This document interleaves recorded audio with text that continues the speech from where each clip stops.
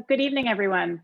My name is Jinya Sweeney, and on behalf of the Young Professionals Board of the John Howard Association, I want to thank you so much for joining us for our first virtual event of 2021, Transforming Incarceration Through Education. It promises to be an engrossing and enlightening conversation, and I'm really pleased to let you know that this evening's event has raised over $3,000 to benefit the important work of the John Howard Association. Founded in 1901, the John Howard Association of Illinois is a nonprofit, nonpartisan organization dedicated to advocating for a fair, humane, and effective criminal justice system. As the only citizen correctional oversight organization in the state, JHA serves as the eyes and ears of the public within the Illinois prison system, monitoring conditions of confinement and treatment of incarcerated people across the state, making that information available to the public and using the data to advocate for structural change. Tonight's conversation deals with an issue at the heart of JHA's mission, which is the availability of education within our prison system. We'll hear from two professors affiliated with the Northwestern Prison Education Program, the only degree granting program in the state providing a full liberal arts curriculum to incarcerated students. Our guests tonight are Professors Jennifer Lackey and John Alba Cutler, and tonight's discussion will be moderated by Joshua Levin. Jennifer Lackey is the Wayne and Elizabeth Jones Professor of Philosophy at Northwestern University, the founder and director of the Northwestern Prison Education Program, president-elect of the Central Division of the American Philosophical Association, and editor-in-chief of Philosophical Studies and Episteme. Most of her research is in the area of social epistemology, with a focus on issues at the intersection of epistemology and the United States criminal legal system. Lackey is also the recipient of numerous grants and fellowships. John Alba Cutler is an associate professor of English and Latina and Latino studies at Northwestern University and a member of the Faculty Advisory Committee for the Northwestern Prison Education Program. His research and teaching focus on US Latinx literatures and culture, and he is the author of Ends of Assimilation, the Formation of Chicano Literature. And our moderator, Joshua Levin, is an attorney at Jenner & Block. A member of the firm's complex commercial litigation practice, Josh represents clients in federal and state court in cases involving statutory and constitutional law. Josh also has a significant pro bono practice with a focus on prisoner rights, and he's external chair of JHA's Young Professionals Board. At any point during tonight's discussion, please feel free to type your questions into the Q&A box at the bottom of your Zoom screen, and we'll reserve about the last 10 minutes of the event to answer audience questions. But before the conversation starts, we're going to watch a brief excerpt from a film about the Northwestern Prison Education Program. You'll hear directly from Andre Patterson, a student in NPEP who grew up minutes from Northwestern's campus in Evanston and is currently incarcerated at Stateville Correctional Center. I think the most important thing about me being in a program is the opportunity to change the narrative about myself personally, the opportunity to shake the stigma and to be able to also use it as a tool for personal growth, personal development. It's challenging. It's been really challenging. Excuse me. Okay. Take your time. It's been challenging in a good way, though. It also helps me break down some of the barriers that have been created in me since like a child. Barriers of self-doubt, thinking that I can't do something, that I can't finish, that I can't figure something out. So that's been a challenge for me to fight through these inadequacies my whole life, and it's an ongoing process.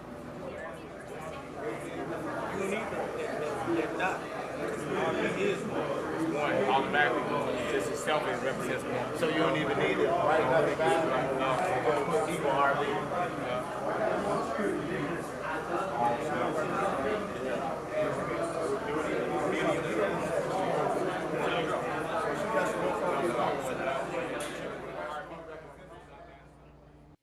Well, thank you so much, Jennifer and John, for being with us tonight and for taking the time. I am absolutely delighted to be able to speak with you and share your work and your perspective and your students' perspectives with everyone who is watching. Jennifer, I was wondering if you could start by giving us sort of a thumbnail sketch of what the Northwestern Prison Education Program, which I know is often referred to by the acronym NPEP, so I'll use that as well. So give us sort of the basics of NPEP. When did it start? How many different facilities in Illinois is it in? How many students are involved? And that would be great. Sure. Thank you, Josh. And thank you to the John Howard Association for hosting this important event. So we officially launched in the fall of 2018. We are a cohort-based program. So we admit 20 students per dimension of our program. So our men's program is hosted at Stateville Correctional Center. But we also admit students from other facilities who voluntarily transfer to Stateville to be a part of the program. So the first year we admitted 20 students, all of them were from Stateville. The second year we opened up admissions to 2 medium security facilities, so Danville and Hill, and half of our incoming cohort in the second year voluntarily transferred to be in the program. Because we are the only degree granting program in the state that offers like a full liberal arts curriculum.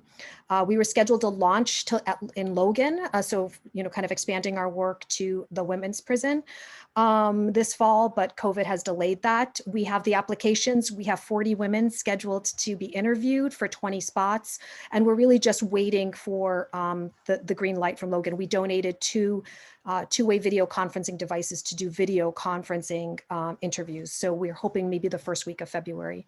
We also do work at the Illinois the Illinois Department of Juvenile Justice. We just offered a pilot course there, and we offer courses at the Cook County, across the divisions in the Cook County Jail. And John, how did you first get involved, and what kind of courses have you taught in NPEP? So I heard Jennifer give a presentation about teaching at the prison. This was before NPEP had been formed. And she implied when she gave that presentation, I don't know if you remember this, I think it was at the Kaplan Center, that, that you were going to try to start a wider program. And about a year later, she sent an email to, I think, faculty that had indicated some interest in the past. And I was on the email asking if anybody wanted to be involved. And I had a little bit of experience studying and researching and writing about incarceration during my graduate program, and had been in the LA County Jail with a group of students and met some of the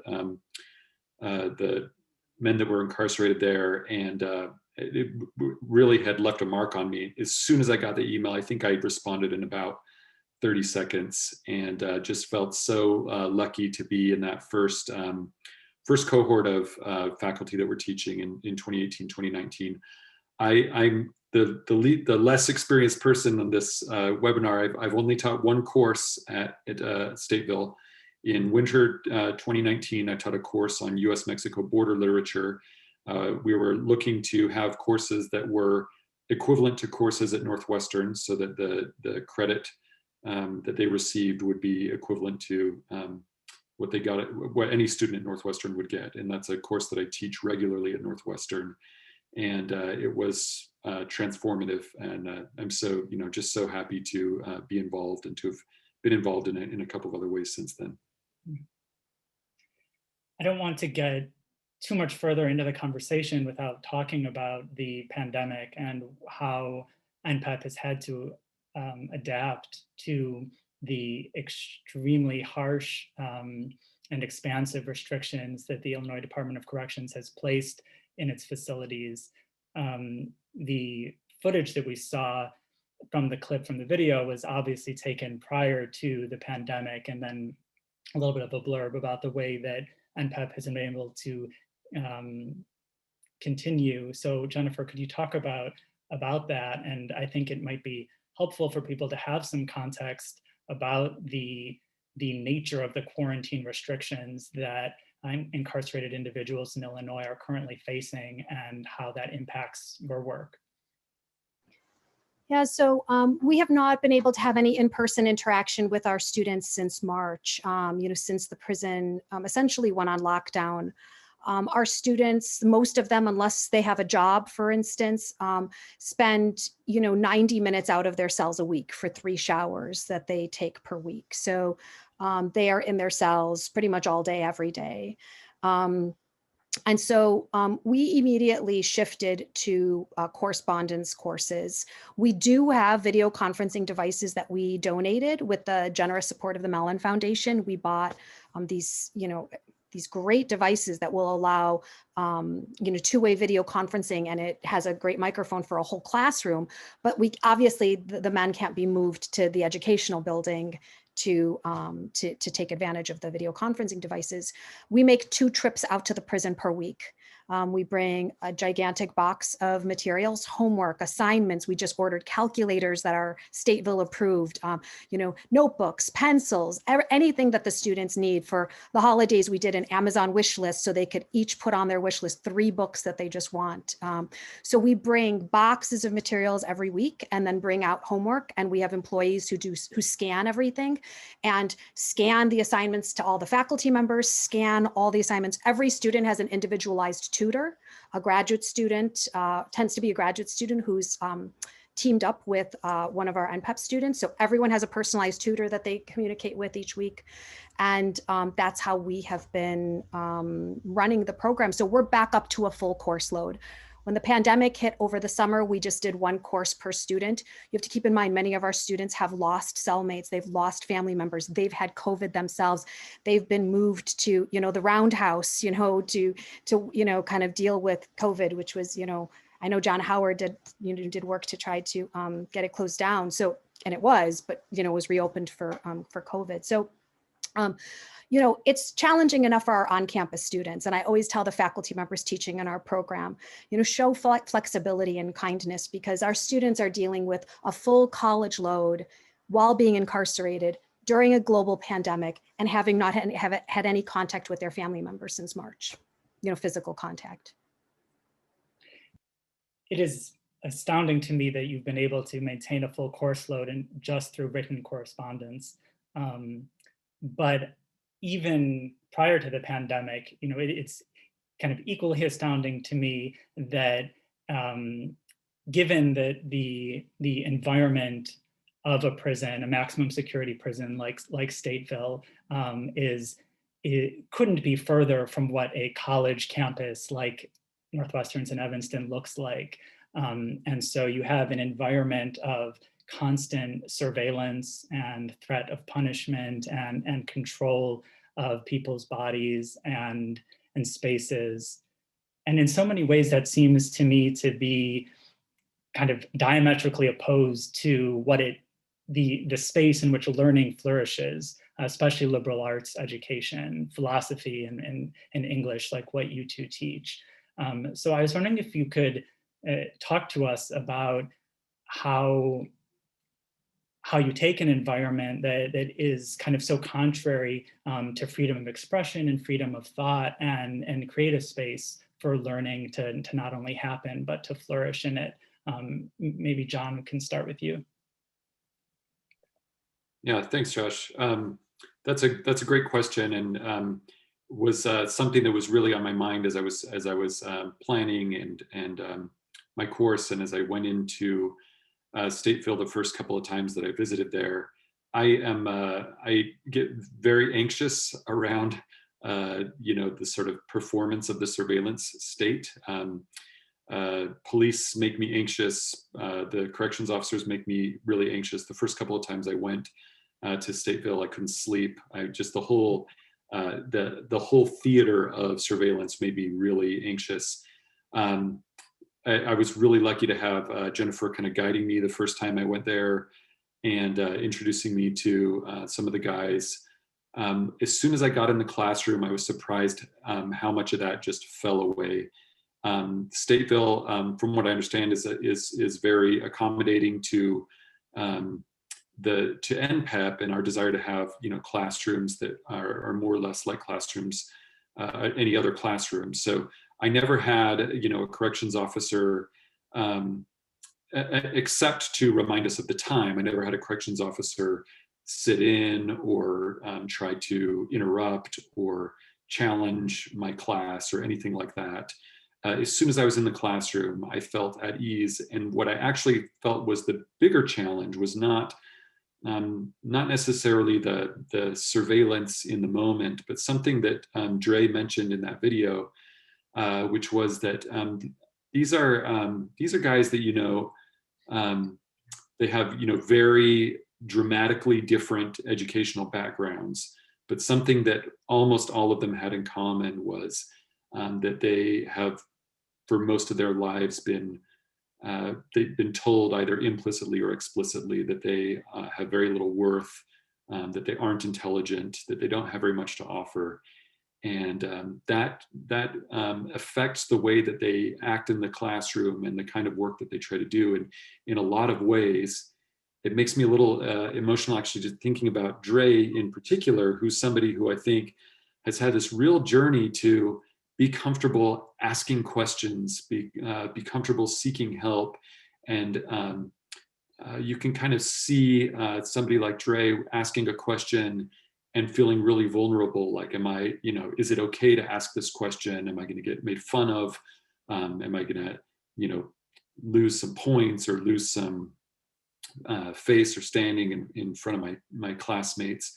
And for me, that was a much bigger obstacle. And I found that sort of contrary to what I might have expected, that the Stateville classroom needed to be an even more nurturing, even more encouraging space than any classroom I've been in prior to that.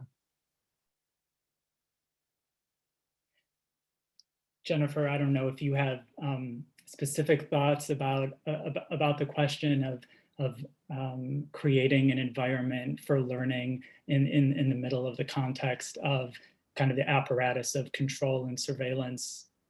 I guess I think John just spoke so beautifully about the educational space. So I don't want to just kind of repeat what he said. I think one thing that I will just note is kind of the additional sort of harm brought on by COVID, because the educational space, the classroom, the environment we've created is really, the only word that I can think of is just a really sacred space at Stateville. It's just like the word, I don't even use that word very often, but when I think about the classroom space, the community we have created, it just is sacred. It's you just walk through that door and everything just sort of changes, right? And I think of that through years of being I myself have been at Stateville for years now, and then just through the years of NPEP being launched, I think that there is a kind of a curiosity and a nurturing also, I think, among the students in the community that has made that place somewhere that we all can just grow and flourish and laugh, all of us together. And one of the things that has been just tragic about COVID is the loss of that.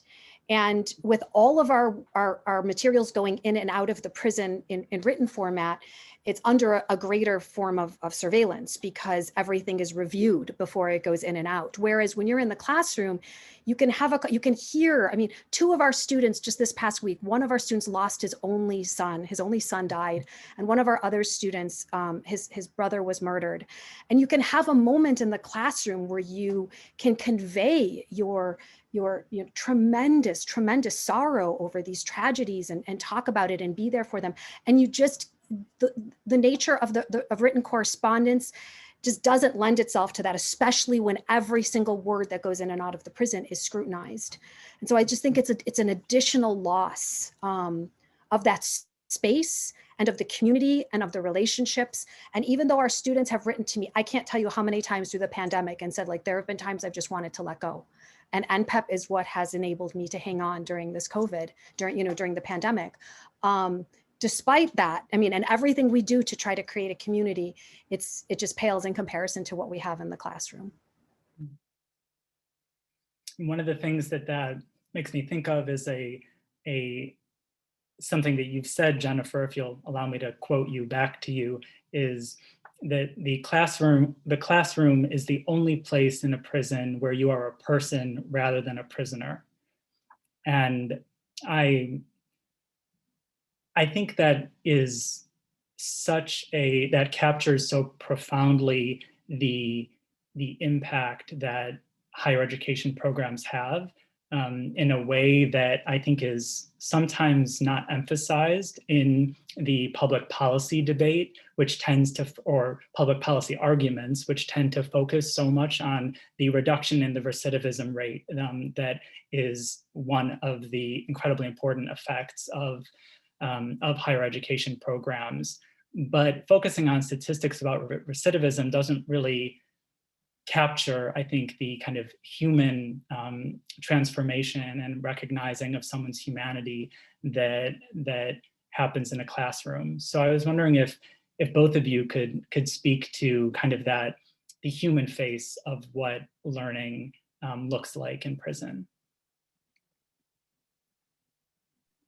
If it's okay, I'll go first, because I as we were forming the program and doing admissions, the question of which incarcerated individuals would be eligible to be admitted to the program, I think was really important. And there are, sort of pragmatic considerations.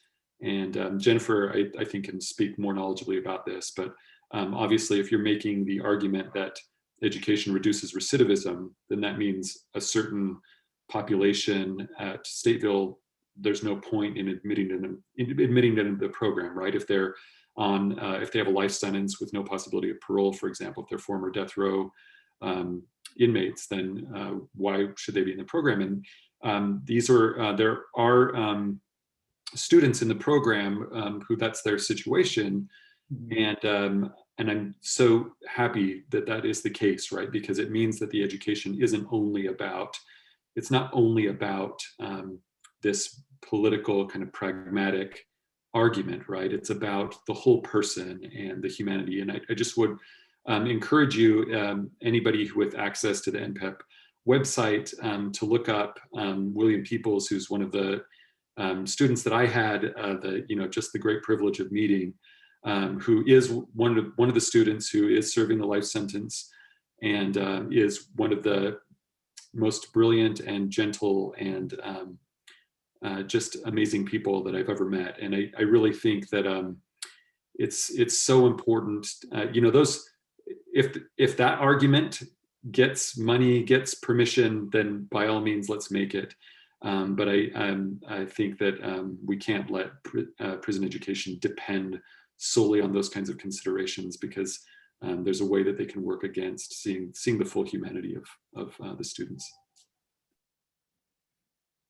I guess just to add to that, I mean, there's no place where I have seen the power of education unfold before my eyes more vividly than at Stateville. I've been an educator for over 20 years. And I tell my students this every day, you've made me fall in love with education all over again. I mean, the classroom is a powerful space. I mean, we have people in that classroom who were members of, rival gangs, who, I remember very early on one of my students say, there's no way that I would have ever been in a classroom. I was a member of the white supremacist gangs. There's no way I would have been in a classroom with so many people of color, just 3 years ago. And that's because you just can't talk about Shakespeare and not together and not recognize the humanity in the other person. You can't discuss poetry and not recognize the humanity in the other person. The othering that we do is only successful at a distance, right? And once you're in this kind of space together and you're debating a philosophical idea, you're debating the morality of the death penalty, you're thinking about a poem together, you're writing plays together, it's impossible to dehumanize the person who's sitting across from you, right? Who's discussing these issues with you. And so I think that the classroom is a profoundly humanizing space. And I think that our students, you know, kind of are oftentimes surprised themselves by the friendships that they have formed by being in our program. Friendships that, you know, they were, you know, decades demonizing one another, you know, in that institution. And now, you know, they're swapping drafts of papers. It's amazing how they look out for each other. You know, they're reading each other's drafts. When I had a student who maybe one week had to miss a class because of you know, visitation or work or something like that, other students would take notes, other students would get the materials, other students would turn in assignments for them. It was more of a community really than a typical college classroom, and especially, you know, I don't want to, you know, I love Northwestern, I love my Northwestern students, but you know, when you're a college student, a lot of times you're just kind of looking out for yourself and trying to get your grade and get through it. And this is not at all what that classroom is like. Is there a moment you can think of that has sort of changed the way that you think about the people that we lock up in this country, based on your experience teaching? I mean, one of the things, Jennifer, that you just said is that it's hard to other someone when you've been in a classroom with them and you've discussed philosophy with them. And so it seems that you've now both had the opportunity, unlike so many Americans who know, where all they know of people in prison is based on depictions in the media. I'm wondering if, based on your experience, if you think of people in prison differently now than you did maybe 10 years ago before you ever worked with someone in prison. Jennifer or John? I mean, the answer, yes, absolutely. I mean, it just, I think, I just think everybody who ever has the chance just needs to take the opportunity to enter into a prison. One of the reasons that mass incarceration is so wildly successful in the United States is that we are so good at making prisons seem like these total institutions that are completely separate from where the rest of the world, where society happens, right? And as soon as you can penetrate that boundary, as soon as you move in and out once or twice, as soon as you interact, you see that that's not the case. And I was, one of the things that was sort of a revelation to me was how much the outside, you know, the outside world was constantly inside the classroom. So just to give, you know, one example, I had one student, DC Demetrius, who, you know, this was a class on US-Mexico border literature. We talked a lot about identity, a lot about borders. In the racial dynamics inside of Stateville tend to be very black and white, and the Latino students were very much kind of excluded, you could say, in some ways from those racial dynamics. And I think they really appreciated having a class in a space where some of their experiences and ideas were foregrounded. But what also ended up happening was that some students began to think about their own place in US kind of the racial formation differently. And we had an end of the year sort of celebration for the first cohort. And DC, who was pretty quiet, very great, you know, really good student, but I never would have predicted this. As we were kind of milling around after the celebration, he came up and he gave me a big hug, and he was emotional, he was crying, and he told me that he was in fact part Dominican, and that it was a part of his own experience and background that he had just never really thought deeply about before or understood before, or how it related to his Blackness, or why he, you know, felt alienated in certain places, and just thanked me for you know, creating a space where he could think about that. And it was so it was just so powerful to me. I mean, so many people see themselves in literature, but that was a whole other level. Anyway, that's just one example. I guess I'll just kind of briefly add to, I think, John did a great job talking about how being inside changes you. I think that I was already like kind of really far on the spectrum of your average American for, towards, kind of, the first time I went inside, I mean, I went to go visit women in Cook County Jail when I was in 7th grade. So, I mean, like, I've always had a view of incarceration where I recognized, I think, the humanity of people who end up in these situations. But I think that there's no way that being in that space cannot change you and change your views. I mean, a couple of weeks ago, for various reasons that I won't go into, but it was one of the weeks where I received a flurry of negative emails from people in the public about our work. And, one of the things that they kept saying is like, look, I can understand if you want to do this, but, do it for people who robbed a convenience store, like why at Stateville? And I think that I think every single person, every single American should interact with, with people who are incarcerated. I mean, you often hear people say that none of us should be reduced to the worst decision of our lives or the worst mistake of our lives.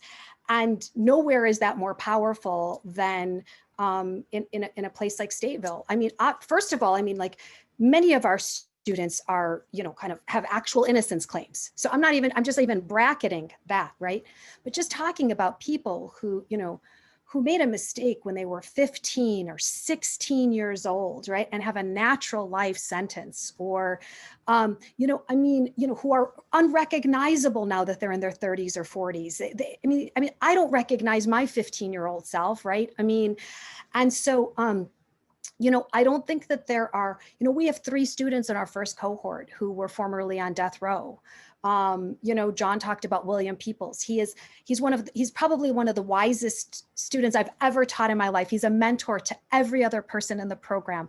He is, he brings so much to our community, and the state had originally wanted to execute him, right? I mean, so, I think that, you can't not be changed by being in that space.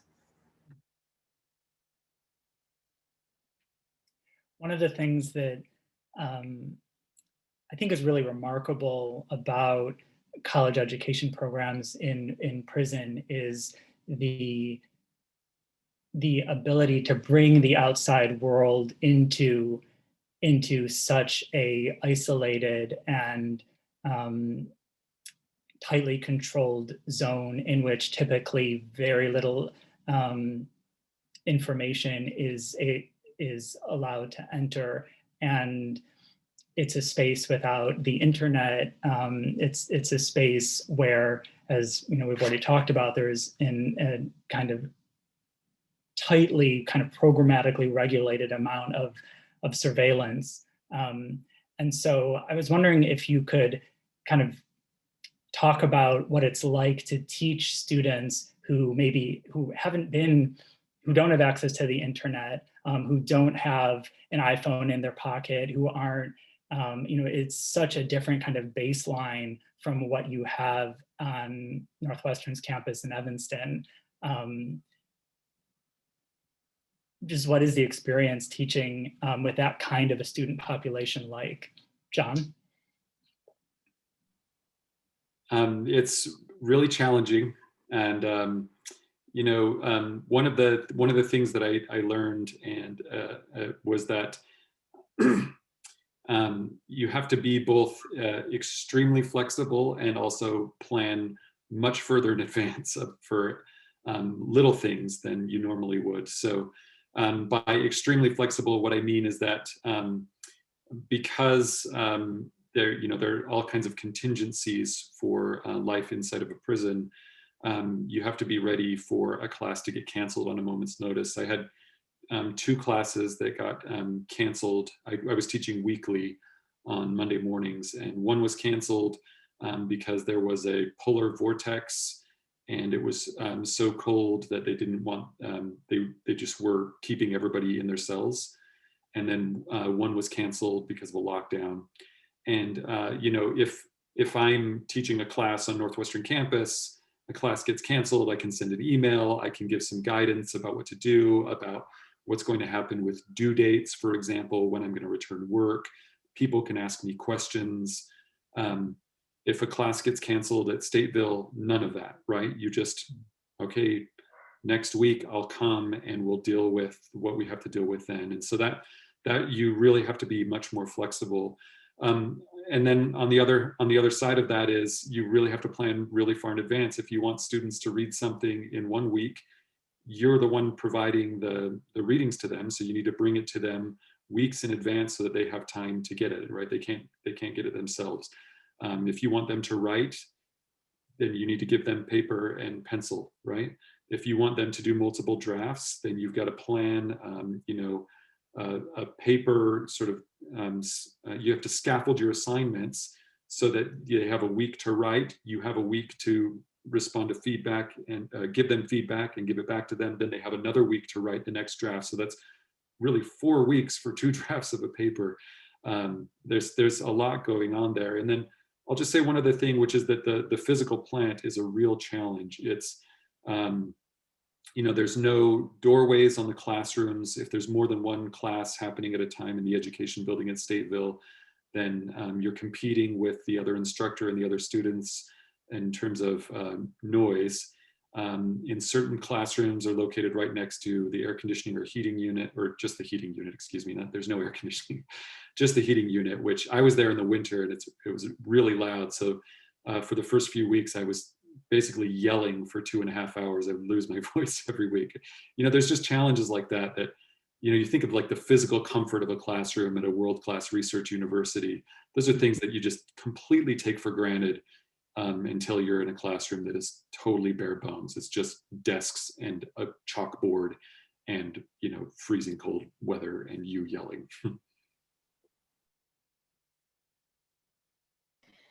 Yeah, so you know, I agree with everything that John said. I think that one thing I want to emphasize, just to be clear, is that, like, despite the fact that our students don't have iPhones and they don't have, you know, kind of internet access, wow, are they politically engaged and politically aware and socially? I mean, they like blow away some of my Evanston students in terms of their, you know, kind of awareness of kind of contemporary social, political kind of issues. You know, they're really, really, and I don't want to completely generalize, you know, there's like, but generally speaking, the classroom is an incredibly vibrant place with respect to those kinds of issues. So they're cut off from like reading about these things on their iPhones, but they stay very, very, very in touch with what's going on in the world in that respect.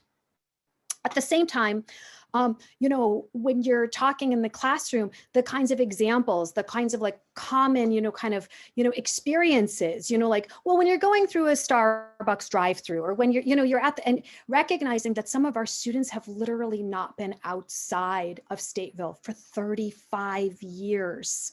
I mean, you know, it's just kind of astonishing how different our life experiences are in some respects, right?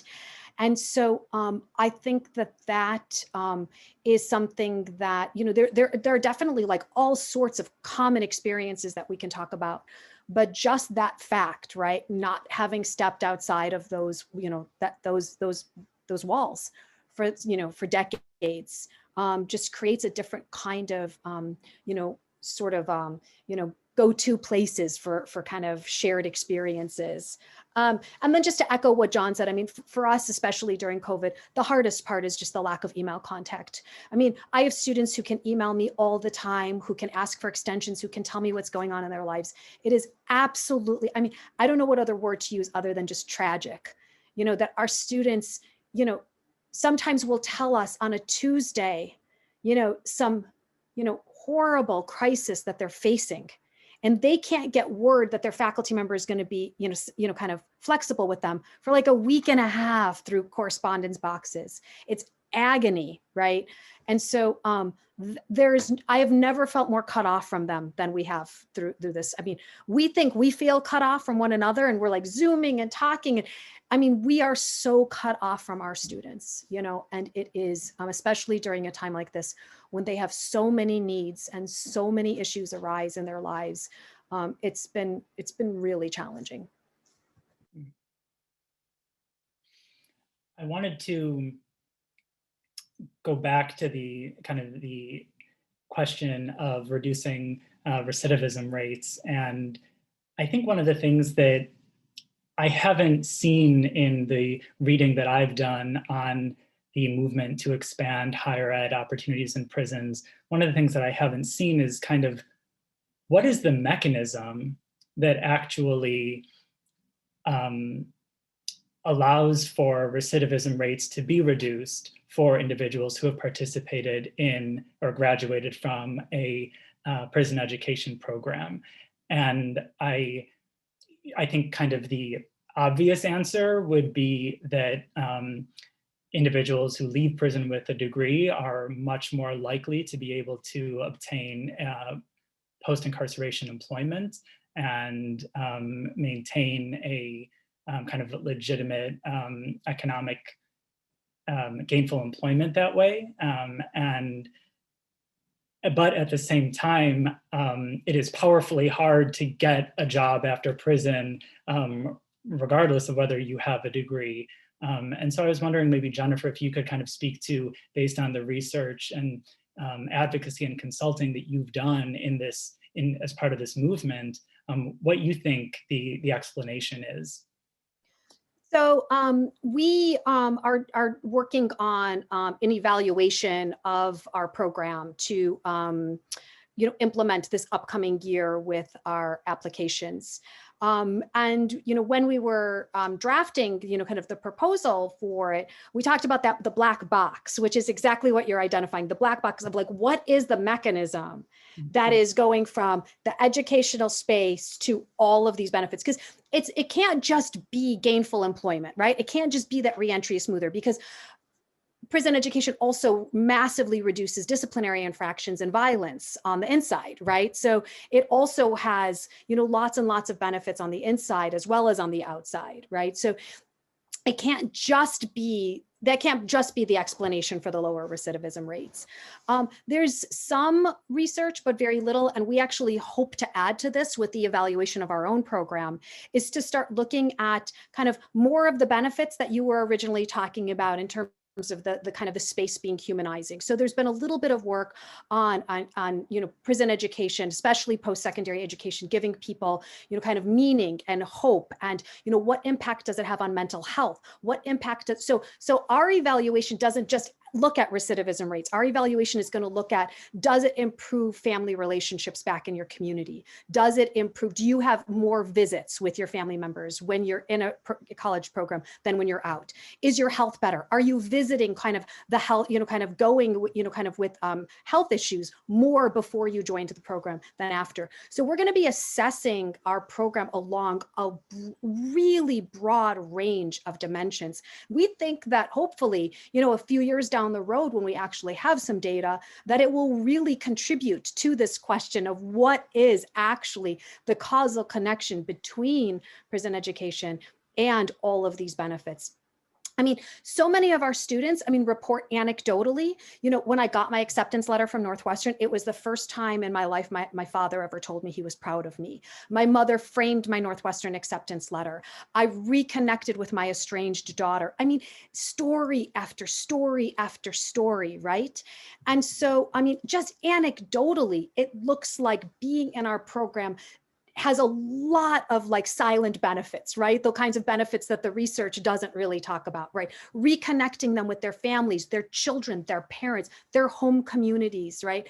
And so I think that, there's a lot of probably explanations for why being in a program like ours impacts recidivism rates. But that is something that we hope to actually demonstrate through some data in future years.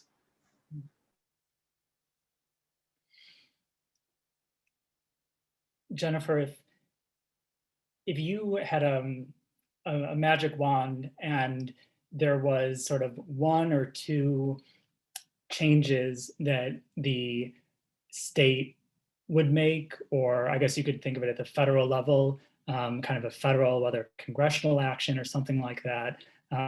If there was sort of one change that we could make at the policy level to try to make programs like NPEP be able to expand their reach, to have more universities join Northwestern and other universities in providing these kind of programs, what is kind of the one or two kind of key changes that would allow for that? Well, we just saw one, and that's the restoration of Pell Grants to people who are incarcerated. So that's pretty significant. Now, I want to say that I think that there are two kinds. So the restoration of Pell Grants, it's unclear how it's actually going to impact Northwestern, our program, because our university just waives tuition for our students, and Pell Grants can obviously be used for other things besides tuition. But like a program like ours is really funded kind of privately. And so I think that kind of more institutions like Northwestern need to step up and kind of do the sort, provide the sorts of programming that Northwestern is providing. Oh, go ahead. Just wanted to, because I think some people may not be aware, but when you say Pell Grants were restored, could you talk for a sec about that history of Pell Grants being eliminated for prisoners? So in 1994, the federal crime bill was passed, and this was, kind of, during, the tough, the peak of the tough on crime period in our history when Democrats were kind of, realizing or, coming to believe that the only way they were going to win an election was to be tougher on crime than their, kind of Republican opponents. And so part of the federal crime bill, kind of had disastrous consequences, 3 strikes and, truth in sentencing. And there were all sorts of ways in which the federal crime bill led, to mass incarceration as we know it now. But one of the more perverse, in a way, dimensions of the federal crime bill was to eliminate Pell Grants for people who are incarcerated. So prior to that, people who are incarcerated were eligible, were Pell eligible and could take correspondence courses, get a college degree. If there was, a lot more community colleges would be involved in prison education because it was actually financially beneficial for them, right? I mean, if they were Pell eligible, then, kind of they were getting funding, as much as they would be from their community students. So, they had in many respects a financial incentive to be offering programs in prison. And the consequence of eliminating Pell Grants was actually devastating. There were, well over 300 prison education programs before that, and within a decade of the federal crime bill, the impact, that number had dwindled to like, small double digits. And so, one of the reasons why I said it's kind of was one of the more perverse dimensions is because it's saying we're gonna, kind of lock you up longer. We're going to lock you up for kind of minor things. We're going to really make you serve the full length of your sentence, and you're just going to sit there, right? We don't want you to be getting an education. We don't want you to be better, bettering yourself or, doing something that kind of brings you fulfillment or increases your chances of employment on the outside, or the many, many, many other things that education does. So that really was one of the more, I think, and I almost want to say like mean-spirited dimensions of the federal crime bill.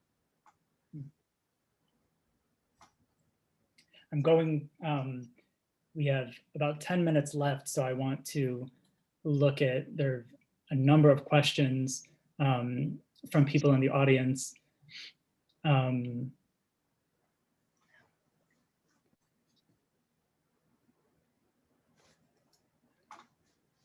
One of the questions is, I'm curious how much, Jennifer and John, you share about yourselves with the students.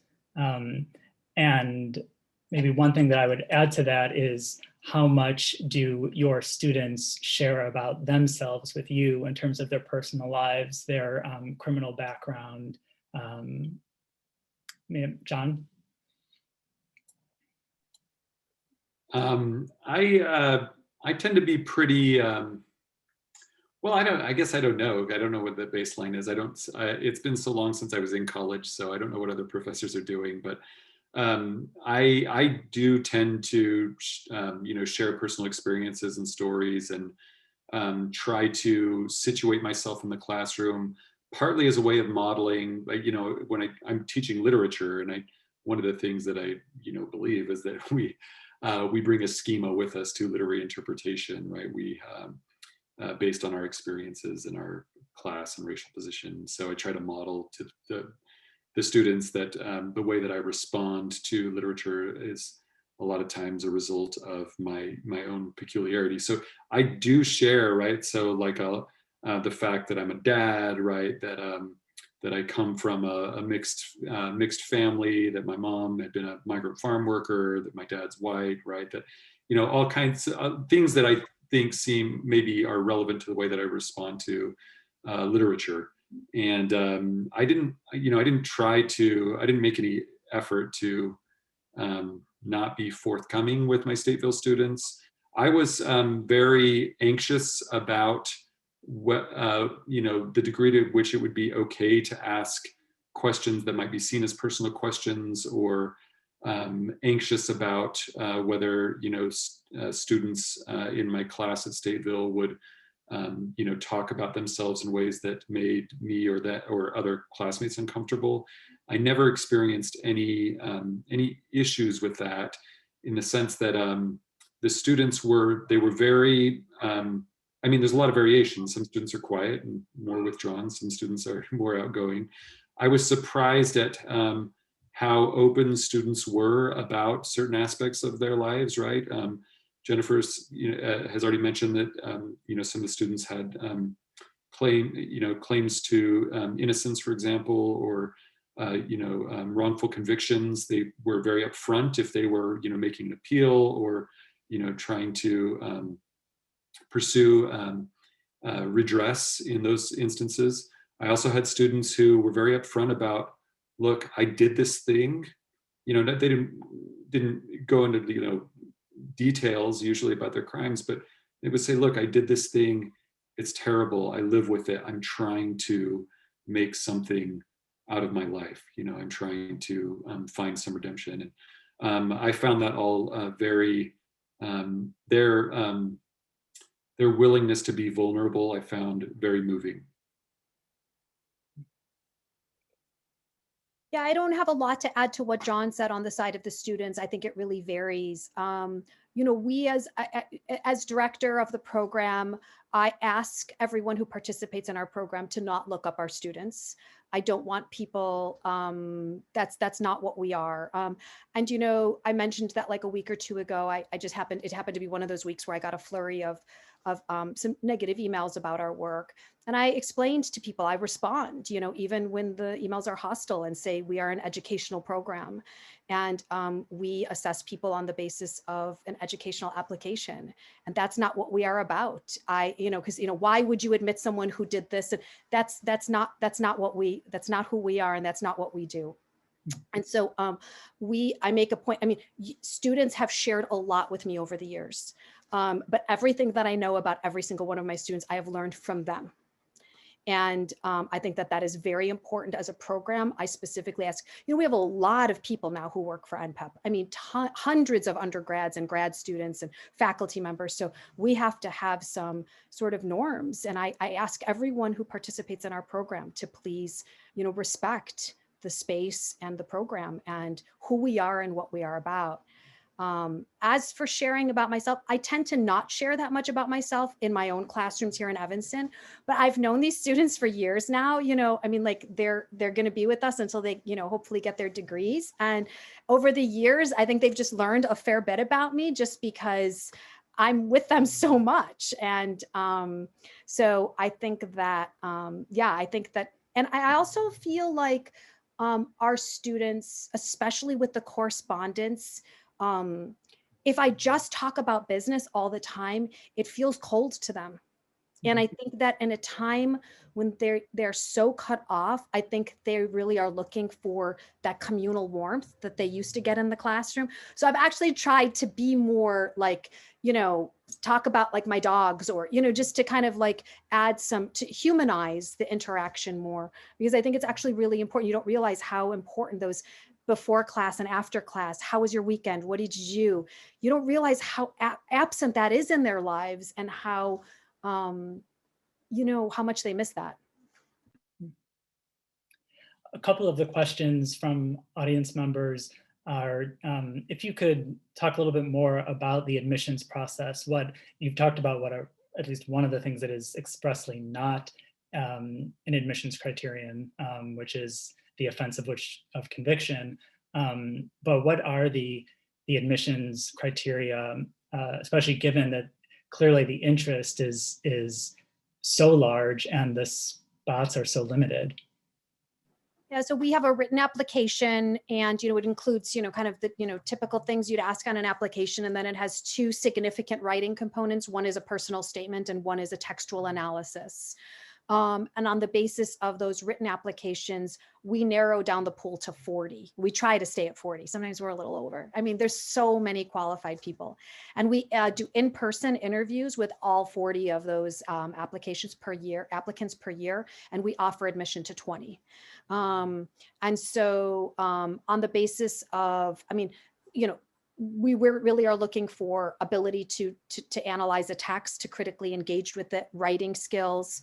And then in the in-person interviews, we ask, how they have faced challenges, how they are working in a community. A lot of these things matter for the kinds of program we have, because it's you spend a lot of time in a community space, learning and growing together. And also being a college student is hard. I have 2 college students who are, one of them is at home, and it's hard. And they're doing kind of they're getting a Northwestern degree while incarcerated. So it's really hard. And we really try to look for students who, who will be set up for success, on that front too. Jennifer, it's the case that the students have to have a high school diploma or a GED. Oh, yes, of course. Yes, I'm sorry. I should have mentioned that. They have to have a high school diploma or a GED. We're a college program. And then also I should mention that the Illinois Department of Corrections, there are criteria that they have as well. You need to be ticket free for a year. There are restrictions on that side as well. So we admit a cohort, and then the cohort, they move through all of the classes together. So I think in the first year we had, was it 4 classes or 5 classes? And all 20 students took all 5 of the classes together. So there's no, there's not, you're not kind of enrolling or choosing classes or trying to gain admission to a class. It's all just admission to the program. Jennifer, maybe as our last question, where do you see NPEP in, let's say, 5 years or 10 years? What is your vision for what the program could be in the future? So we have been working really hard to get a firm commitment from Northwestern to confer Northwestern bachelor's degrees. We have a partnership with Oakton. So all of our classes are offered by Northwestern faculty right now, and they get Northwestern credits. And then starting hopefully next over the summer, we will start having Oakton Community College faculty members teach in the program, so that we will ultimately confer Oakton Community College associate degrees. We want a firm commitment from Northwestern to confer bachelor's degrees. We hope to get our program up to students getting the degrees within 4 to 5 years. We want to open up admissions across the state, and we want a better place than just Stateville for being able to offer the programs, so that students don't have to make that choice between getting a Northwestern kind of education and living in a facility where there's greater freedom. Mm-hmm. And, we obviously want to have a robust, kind of women's program, and we want to have more statewide reach. So, we are exploring ways of achieving that. And we've been in conversation with IDOC about that. There's also all sorts of like little things along the way. But, really that's, we want to have obviously a full evaluation program so that we're contributing empirically to the research on prison education. And we really hope to expand the way that people think about the benefits of prison education to respond to your question, Josh, about what is it about that space that is, making these changes in home communities. Well, we'll leave it there. I want to say a huge thank you to John and Jennifer for taking the time to be with us tonight and for all of the work that you do, for your advocacy, for your teaching. It is truly extraordinary to hear about the impact that you are having. I also want to thank everyone who tuned in tonight. Thank you for being with us, and especially we are immensely grateful to everyone who made a donation to JHA to support JHA's work. Please keep an eye out for an email from us, just a thank you email that will have a link to the full documentary video. It's only about 12 minutes long, but the clip that you saw at the top is from a video that we will send you the link to. I highly recommend watching it. You will hear a little interview snippets from a number of different NPEP students, and they're really extraordinary to hear. And then we'll give a little more information about how you can stay involved with JHA's work, with NPEP's work, and then also a survey email about tonight. So thank you, everyone. Have a wonderful evening.